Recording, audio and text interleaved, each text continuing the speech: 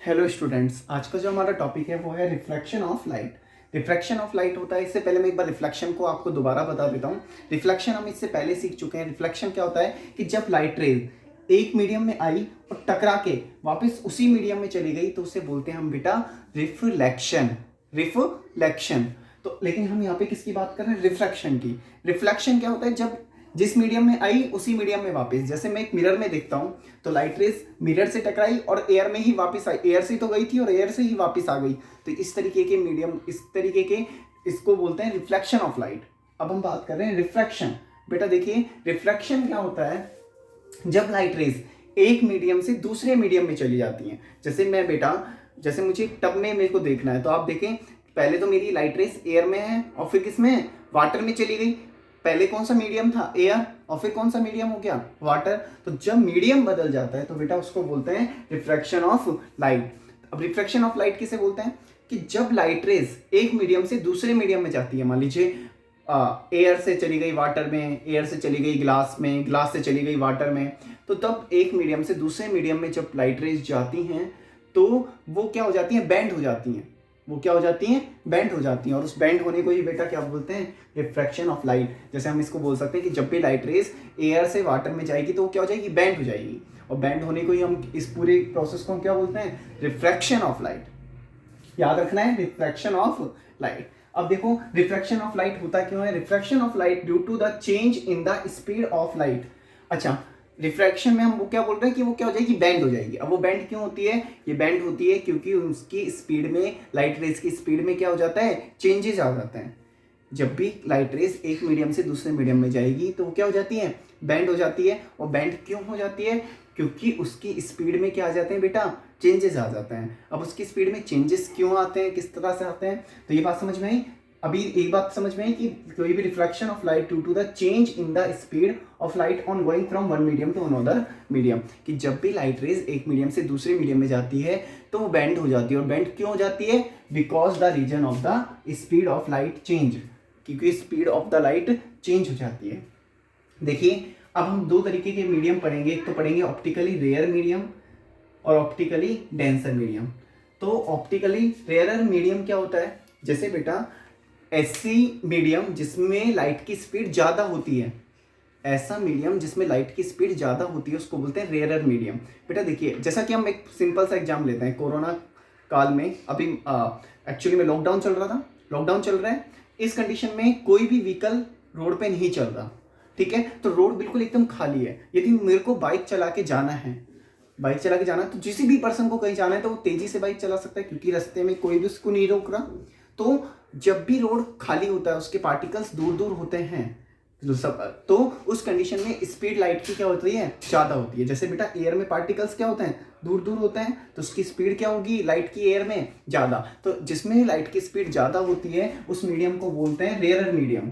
कौन सा medium? Rare medium. लेकिन जिस मीडियम में लाइट की स्पीड क्या होती है? स्लो होती है। जिस मीडियम में लाइट की स्पीड क्या होती है बेटा? स्लो होती है। जैसे बेटा अभी मैंने बात करी कि अभी तो हम गए थे बिल्कुल खाली रोडों पे, अब हम जा रहे हैं एक बहुत बड़े ट्रैफिक वाले इलाके में। तो उस कंडीशन में क्या हो रहा है? बहुत सारी गाड़ियां चल रही हैं। अब उन गाड़ियों के बीच में हमें हमारी गाड़ी निकालनी है, बहुत ज़्यादा स्पीड भी हमारी डाउन हो जाएगी। तो बेटा इसको बोलते हैं डेंसर मीडियम। तो डेंसर मीडियम में इस लाइट की स्पीड क्या होती है? कम होती है। और रेयर मीडियम में लाइट की स्पीड क्या होती है? ज़्यादा होती है। ये बात आपको हमेशा याद रखनी है। रेयर मीडियम में ज़्यादा होती है लाइट की स्पीड और डेंसर मीडियम में लाइट की स्पीड क्या होती है? कम होती है। अच्छा, ये बात मैं आई थिंक आप सभी को समझा पाया होगा कि रेयर मीडियम क्या होता है, डेंसर मीडियम। रेयर मीडियम वो जिसमें लाइट की स्पीड ज़्यादा होती है और डेंसर मीडियम वो जिसमें लाइट की स्पीड कम होती है। आई थिंक ये बात मैं सभी बच्चों को समझा पाया हूँ, ठीक है? अब हम बात करते हैं कि रूल्स क्या होते हैं रिफ्लेक्शन ऑफ लाइट के। तो इसका पहला रूल होता है कि when a ray of light goes from rare medium to denser medium it bend towards the normal. कि जब भी when a ray of light, जब भी लाइट की एक रे रेयर मीडियम से कहाँ जाएगी? Denser medium. अच्छा, रेयर मीडियम सभी को समझ में आया? जहाँ पे लाइट की स्पीड क्या होती है?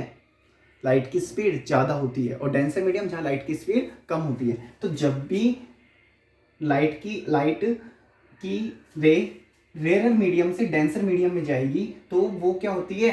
बैंड हो जाएगी। किस तरफ? नॉर्मल की तरफ। अब देखिए नॉर्मल और ये होता क्या है, मैं आपको थोड़ा समझा देता हूँ। मान लीजिए मैंने लिया, देखिए ये तो मैंने लिया, इसको ऐसे समझिए, यहाँ पे तो मैं बात कर रहा हूँ किसकी, एयर की, और ये यहाँ बात कर रहा हूँ मैं वाटर की।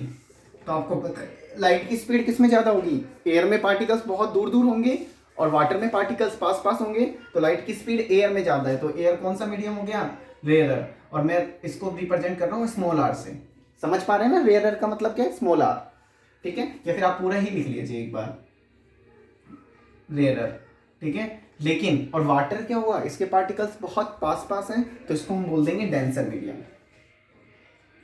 डेंसर, ठीक है। तो जब भी लाइट की स्पीड, अच्छा आपको पता है कि लाइट की स्पीड ज्यादा किस में होती है, एयर में।